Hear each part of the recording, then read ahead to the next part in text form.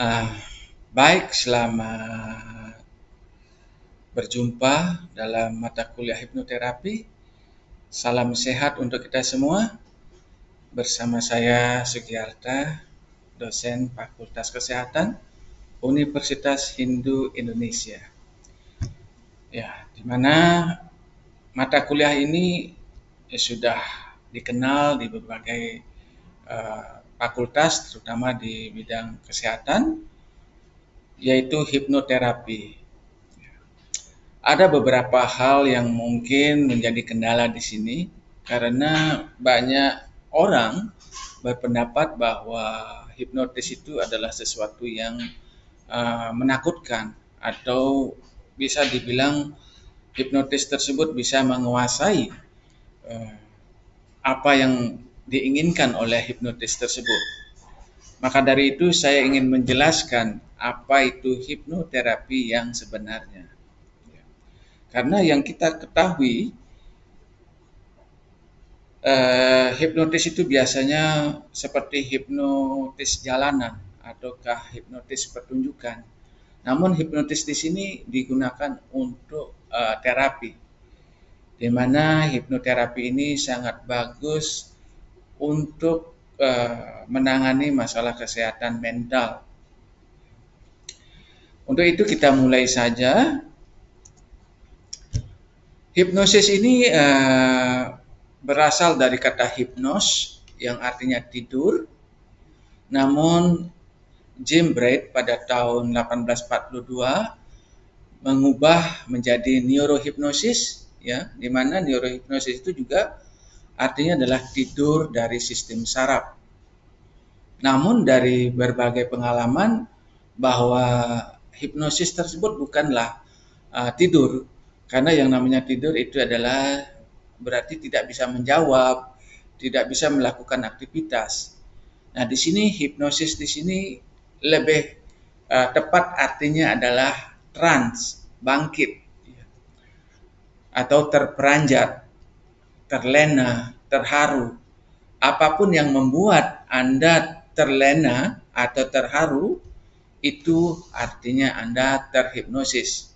Ya, ketika Anda bisa membuat orang tersebut trans, bangkit, juga itu adalah Anda terhipnosis. Inilah pengertian dari hipnosis yang benar. Karena selama ini yang kita lihat fenomenanya adalah hipnotis itu adalah tidur. Ya, kalau memang tidur berarti mereka tidak bisa jawab dan tidak bisa beraktivitas. Di sini dalam hipnoterapi, di sini ada dua kata, yaitu hipnosis dan terapi. Ya. Terapi di sini seperti apa yang Anda ketahui adalah suatu tindakan yang menghasilkan efek penyembuhan. Hipnosis itu bisa dibagi dua, yaitu traditional hypnosis dan western hypnosis. Traditional hypnosis tersebut seperti magnetisme, telepati atau extrasensory perception, di mana di sana mereka menggunakan ritual, mantra, dan berbagai macam bentuk energi.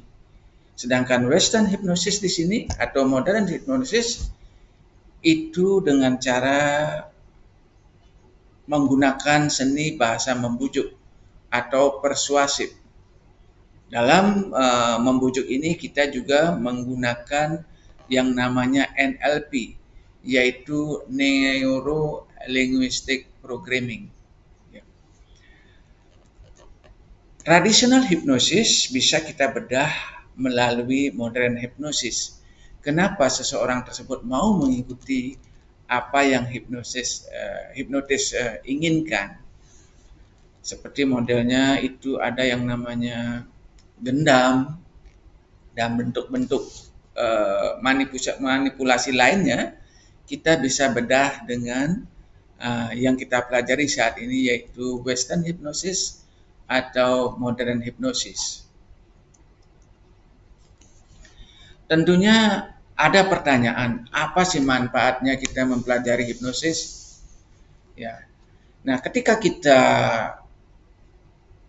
paham dan mengerti cara menggunakan hipnosis tersebut, maka seorang yang telah mempelajari hipnosis tersebut, mereka bisa menggunakan hipnosis ini sebagai seorang yang bisa memperlagakan suatu pertunjukan atau lebih dikenal dengan professional state hypnosis atau pertunjukan hipnosis, seperti yang kita ketahui pertunjukan di media sosial atau di televisi itu adalah yang kita lihat itu adalah state hypnosis, yaitu pertunjukan hipnotis.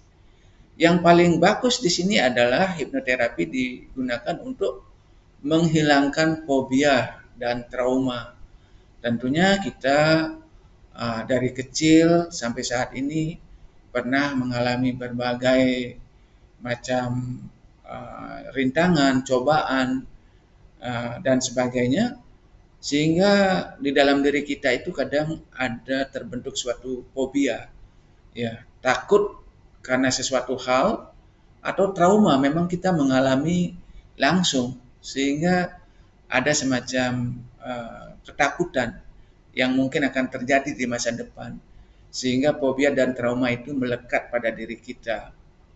Berikutnya adalah ketika kita menguasai hipnosis, kita bisa gunakan untuk membantu orang yang kecanduan obat dan alkohol, dan begitu juga untuk berhenti merokok. Berikutnya adalah hipnoanestesi, yaitu menghilangkan rasa sakit. Nah, ini sekarang sudah banyak digunakan oleh para dokter bedah. Mereka bahkan tidak memakai obat anestesi untuk menghilangkan rasa sakit, tapi ini dia menggunakan hipnosis selama masa operasi. Bahkan itu untuk operasi sesar itu bisa digunakan ya berselang 1-2 jam, orang tersebut tidak akan merasakan sakit. Berikutnya adalah manfaat dari hipnosis adalah hipnosis for children. Bagaimana agar anak-anak kita itu bisa berlakon lebih bagus, ya, secara moral dan sebagainya. Berikutnya adalah manfaat dari hipnosis adalah spiritual hipnoterapi. Di sini hipnoterapi digunakan untuk meningkatkan spiritualitas seseorang. Begitu juga bisa dipakai untuk sport hipnosis. Biasanya para atlet di sini banyak yang sudah mendapatkan terapi sport hipnosis, sehingga dia merasa dirinya sebagai seorang champion, juara. Walaupun kenyataannya mungkin mereka bisa kalah, tapi tetap mereka bersemangat karena di dalam dirinya itu ada mental juara. Ya, banyak yang kita lihat ya pertandingan itu kadang-kadang walk out dia ya karena mentalnya dia belum bertanding mereka sudah takut, ya ada keraguan. Tapi ketika mereka mendapatkan semacam terapi sport hipnosis, mereka akan lebih berani ya untuk tampil lebih bagus, walaupun secara angka dan sebagainya mereka tertinggal, tapi mereka tetap punya nyali yang besar bahwa saya adalah juara. Ya, seperti kita lihat modelnya di sepak bola olahraga kan, walaupun mereka ketinggalan 2 atau 3-0, bahkan mereka bisa menang, ya bisa atau paling tidak mereka bisa mengurangi kekalahan tersebut. Inilah pentingnya kita sebagai atlet harus ada semacam mental juara. Dan sekarang ini banyak ya digunakan untuk hipnoterapi ini untuk hypnobirthing, di mana dalam proses dari kehamilan sampai melahirkan itu kita gunakan dengan teknik hypnobirthing. Bagaimana agar mereka yang sedang hamil tidak merasa cemas, tidak merasa takut, karena bisa saja di waktu kecil atau bagaimana ngobrol-ngobrol sama seseorang bahwa melahirkan tersebut merupakan sesuatu yang sangat gawat, menakutkan. Sehingga ketika sekarang dia dalam keadaan hamil, informasi itu masih melekat di dalam dirinya, sehingga ada ketakutan, ada ketegangan, sehingga dia tidak bisa melahirkan secara normal. Banyak di sekarang itu melahirkan proses persalinan dengan bantuan operasi sesar. Nah, sejarahnya di sini kan, sejarahnya itu sebenarnya itu sudah di abad 18 itu sudah ada teori hipnosis ini, ya kan, yang dipraktekkan oleh seorang dokter Franz Anton Mesmer namanya, di mana saat itu masih merupakan hipnotis tradisional saat tersebut, sehingga mereka menggunakan teknik magnetisme, ya. Sehingga berikutnya ketika tahun 1856 itu dipraktekkan oleh seorang psikolog yang terkenal yang bernama Sigmund Freud, ya. Itu yang menjadikan hipnoterapi modern ini ya menjadi konvensional hipnotis. Ya. Nah, nanti Anda bisa membaca bagaimana tentang hipnoterapi tersebut. Ya, sebelum saya melanjutkan, ada satu pertanyaan ya. Berapa macam hipnosis yang saya sampaikan tadi, ya, sehingga nantinya Anda bisa melanjutkan dengan teori berikutnya. Baik, sebelum saya lanjutkan, ya, mari kita lihat manusia seutuhnya. Ya, kalau terutama di agama Hindu, itu kita kenal dengan namanya Pancamaya Kosa, di mana ada 5 lapisan tubuh manusia. Ya. Yang paling kelihatan di sini adalah Annamaya Kosa, di mana Annamaya Kosa ini seperti Anda melihat saya ini adalah badan saya yang terbuat dari makanan. Ya, Anda bisa melihat saya ya dengan nyata. Nah, berikutnya ada yang namanya Pranamaya Kosa. Pranamaya Kosa ini itu adalah suatu energi yang didapatkan hasil metabolisme makanan.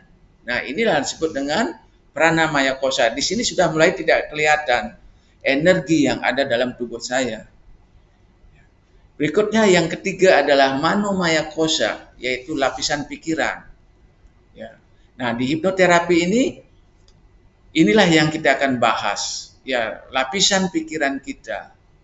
Ya. Berikutnya adalah Wijnana Maya Kosa, yaitu lapisan kebijaksanaan. Ya, ketika seseorang sudah bisa menggunakan pikirannya dengan bagus, maka mereka akan lebih bijaksana. Dan yang paling halus di sini ya apa yang dimaksud dengan Ananda Maya Kosa. Ananda Maya Kosa di sini adalah lapisan kebahagiaan. Kalau saya balik sekarang, ada lapisan kebahagiaan pada diri manusia. Pertanyaannya, kenapa orang tersebut tidak bahagia? Nah, kenapa tidak mencapai Ananda Maya Kosa dalam dirinya? Itu disebabkan karena mereka tidak bijaksana mengambil suatu keputusan. Ya, Wijnana Maya Kosanya bermasalah. Nah, sekarang kenapa kebijaksanaannya bermasalah? Itu karena pikirannya yang kacau. Nah, ketika pikiran kacau, tentunya kita tidak bisa mengambil suatu keputusan. Ya. Kadang-kadang keputusan itu merugikan. Ya, inilah makanya Manomaya Kosa ini sangat penting dalam diri manusia. Karena manusia tersebut adalah makhluk berpikir. We are thinker, ya. Selalu berpikir. Nah, kenapa pikirannya sekarang bermasalah? Pikirannya bermasalah itu karena energi atau peranannya yang kacau. Ada yang aggravated, istilahnya meledak-meledak, ada yang lemah dan sebagainya. Inilah ketika energinya kacau, maka pikirannya juga, karena pikiran itu menggunakan energi.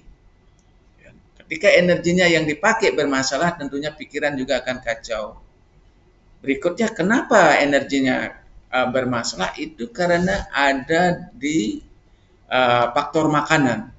Nah, kalau faktor makanannya nggak benar, hasilnya juga tidak benar. Inilah pentingnya kenapa kita sebagai manusia harus memilih atau memilah-milah mana makanan yang bagus untuk tubuh kita. Bukan sekedar makan, tapi ya ada pilihan. Karena hidup ini adalah pilihan. Baik itu adalah manusia seutuhnya. Sekarang kita lanjut ya, karena tadi kita membicarakan masalah lapisan pikiran, mano maya kosa. Maka di sini saya akan mengungkap misteri dari pikiran tersebut ya. Pikiran atau dalam bahasa Inggris disebut dengan mind. Ya. Di dalam diri kita itu ada dua macam pikiran, yaitu pikiran sadar dan pikiran bawah sadar. Pikiran sadar ini berfungsi tujuannya adalah untuk menilai sesuatu yang baru.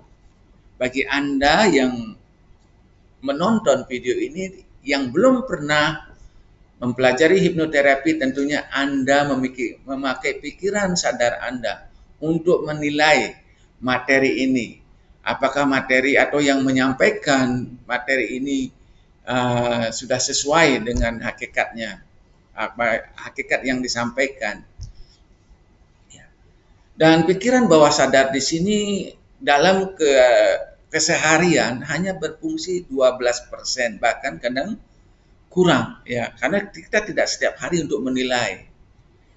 Keseharian kita itu didrive atau dikendalikan oleh pikiran bawah sadar. Ya, pikiran bawah sadar ini bekerja ketika informasi tersebut sudah diterima dan itu merupakan suatu realita, dianggap suatu realita. Pikiran bawah sadar ini tidak mengenal yang namanya benar atau salah. Pikiran bawah sadar ini adalah semacam suatu belief system yang ada dalam diri kita. Pikiran bawah sadar ini terdiri dari yang namanya primitive area dan modern area. Primitive area ini terjadi ketika janin sudah berumur 3 bulan, di mana badannya tersebut sudah lengkap, ada kepala, ada kaki, tulang ekor, dan sebagainya. Di sini disebutkan, itu disebut dengan primitive area. Disinilah dikatakan bahwa di primitive area ini ada memori tentang ke depan kita. Kapan kita meninggal, kapan kita sakit, kapan kita mengalami kebahagiaan dan sebagainya, itu ada di primitive area. Itu kita dapatkan dari hasil perbuatan kita di masa lalu. Begitu juga ketika janin berumur 7 bulan, janin tersebut sudah ada yang namanya modern area. Modern area ini di mana janin dikatakan di sana sudah bisa merasakan dan mendengar sesuatu yang ada di luar diri kita. Ya, sehingga di Bali khususnya, mungkin di daerah lain, ketika kandungan sudah berumur 7 bulan, itu dibikinkan yang namanya upacara megedong-gedongan. Ya, kita nggak tahu kenapa leluhur kita sudah tahu yang namanya modern area. Setelah diselidiki secara akademis, ternyata setelah 7 bulan tersebut janin sudah bisa mendeteksi atau merasakan apa yang ada di luar. Nah, inilah kenapa kita disarankan bagi ibu yang hamil untuk mendengarkan musik-musik yang slow atau musik-musik klasik agar janinnya dia merasa santai, rileks, dan sebagainya. Di sini di pikiran bawah sadar di sini itulah yang akan mewujudkan realita kita.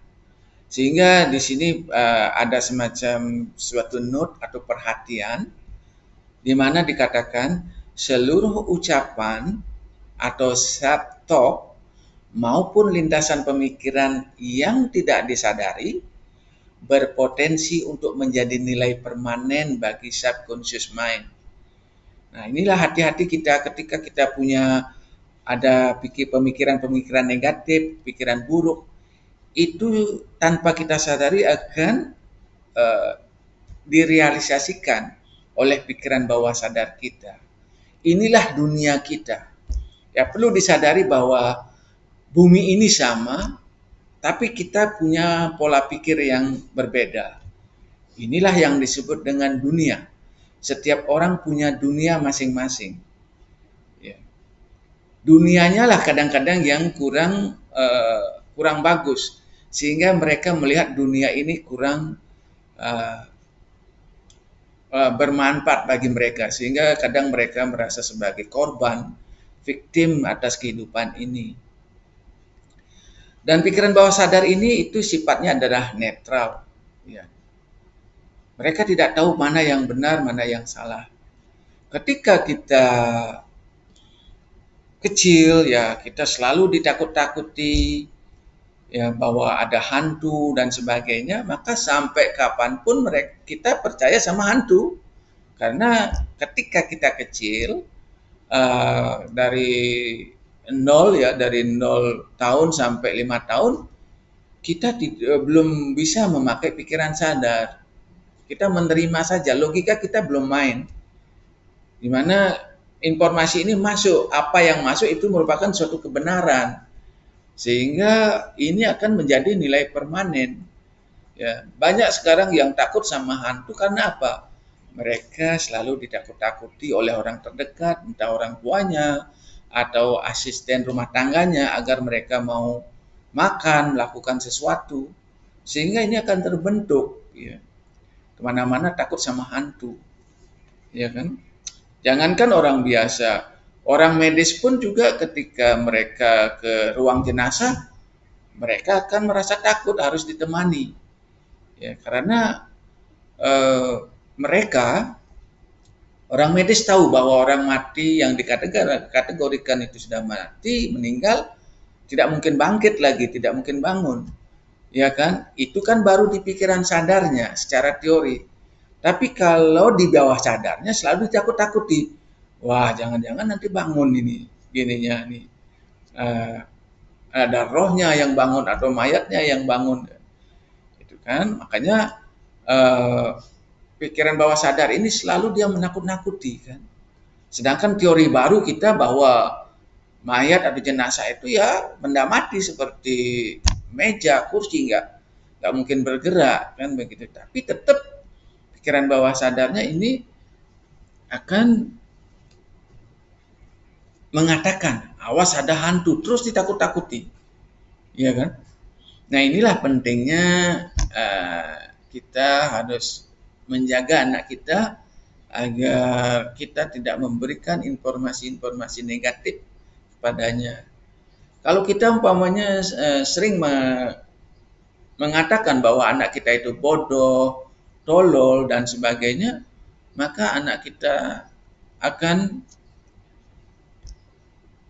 merasa dirinya bodoh walaupun secara di dalam dirinya dia mampu untuk ada logika dan sebagainya, walaupun IQ-nya tinggi, EQ-nya bagus, SQ-nya bagus, tapi kalau pikiran bawah sadarnya mengatakan saya bodoh, ya karena suatu penghakiman, maka orang tersebut akan kerdil dia. Apalagi bilang, wah kamu jelek kan, sehingga dia akan berpikir, wah saya jelek. Sehingga dia akan takut untuk mengungkapkan sesuatu, takut untuk tampil ke depan. Karena alam bawah sadarnya selalu akan berkata, dibisikin. Ini ada dua kan, ada pikiran sadar dan pikiran bawah sadar. Pikiran sadarnya, wah saya sudah bagus ini, sudah tampil bagus. Tapi pikiran bawah sadarnya, kamu jelek, jangan maju kan. Karena pernah ada semacam trauma, ada orang yang mungkin bully mereka. 3 kali saja mereka mendapatkan penghakiman jelek atau dikatakan bodoh, maka itu menjadi nilai permanen bagi orang tersebut. Sehingga ketika mereka sekolah, mereka tidak akan berani angkat tangan, padahal mereka pintar. Cuman angkat tangannya ya sedikit-sedikit, ragu-ragu, nggak langsung angkat tangan begitu. Tapi bawah sadarnya mengatakan kamu bodoh, kan? Sehingga potensinya dia itu nggak maksimal. Inilah tujuan dari hipnoterapi ini adalah untuk empower, meningkatkan daya potensi yang ada pada seseorang. Kita mengubah mindset bawah sadar. Ya, ini ada tekniknya. Ya. Baik, sebelum saya lanjutkan, saya akan bertanya kepada Anda penonton semua, pikiran itu terdiri dari berapa macam dan masing-masing berapa fungsinya, masing-masing berapa persen. Itu pikiran sadar, pikiran bawah sadar itu fungsinya apa, yang mana menilai, yang mana sifatnya netral. Baik, berikutnya bagaimana ya mekanisme pikiran dan tindakan tersebut bisa terjadi. Tadi saya sudah katakan bahwa pikiran bawah sadar itu berfungsi 12%. Dan pikiran bawah sadar itu berfungsi 88%. Di mana pikiran bawah sadar ini merupakan suatu bank, ya, suatu bank memori. Di dalam pikiran bawah sadar ini ada yang namanya pengalaman yang didapatkan karena mengalami langsung, pengalaman yaitu pengalaman empiris dan pengalaman induktif, pengalaman yang dikasih tahu oleh orang lain, sehingga itu menjadi nilai permanen bagi kita. Seperti contoh pengalaman induktif, ada seorang yang bercerita bahwa di pohon beringin tersebut kelihatan ada hantu, ataukah mungkin ada orang tua atau orang besar hitam dan sebagainya. Itu adalah pengalaman induktif, di mana nanti ketika Anda lewat pohon tersebut, Anda secara otomatis akan takut karena sudah diberitahu oleh teman Anda bahwa di sana mereka pernah melihat hantu. Anda bahkan lebih takut. Pengalaman induktif inilah yang lebih menakutkan dibandingkan dengan pengalaman empiris. Kalau pengalaman empiris itu kita nyata. Induktif ini kekuatannya lebih kuat dari empiris. Nah, dalam keseharian kita, seperti apa yang saya sampaikan tadi, bahwa kita ini dikendalikan oleh pikiran bawah sadar. Saat ini adalah bagian dari masa lalu kita. Kita nggak bisa lepas dari masa lalu kita. Nah, otak kanan dan otak kiri. Di dalam diri kita ada yang namanya otak kanan dan otak kiri, di mana otak kiri tersebut dikatakan itu lebih banyak bekerja dengan logika, ya, logika, rasio, hitung-hitungan dan sebagainya. Sedangkan otak kanan tersebut itu lebih banyak tentang imajinasi, kreatif, ya, kreativitas dan sebagainya. Nah, kalau seandainya kedua otak kita bekerja dengan seimbang, maka ini akan lebih bagus. Karena kebanyakan dari kita lebih banyak memakai otak kiri, otak kanannya tidak dipakai.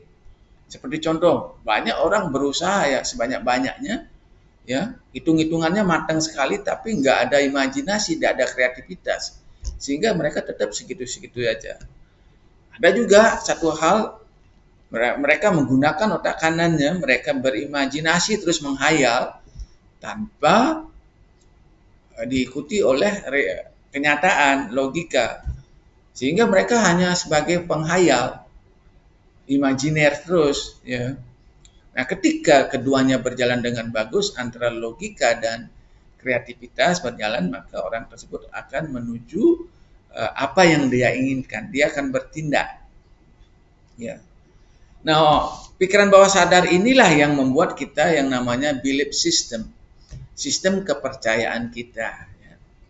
Kalau dari kecil kita ketika ada orang sakit, entah kita sendiri yang sakit, keluarga terdekat mengatakan, wah ini bisa kena santet, kena guna-guna, ini kena magic. Maka sampai saat ini pun ketika kita sudah mempelajari kesehatan konvensional, kita masih percaya dengan yang adanya magic tersebut. Ya, sehingga banyak juga para medis konvensional menyatakan, wah saya ini kena, kayaknya sakit saya ini bukan sakit medis, tapi penyakit non medis, gitu gininya. Karena ini ada semacam kepercayaan yang kuat dalam dirinya. Nah, ketika sudah ada belief system, maka ada yang namanya self image atau citra diri. Inilah makanya setiap orang punya citra diri tersendiri dari kepercayaannya tersebut. Ya, kita sama-sama kuliah yang sama, ya, dari keluarga yang sama, tapi kita punya citra diri yang berbeda. Ya.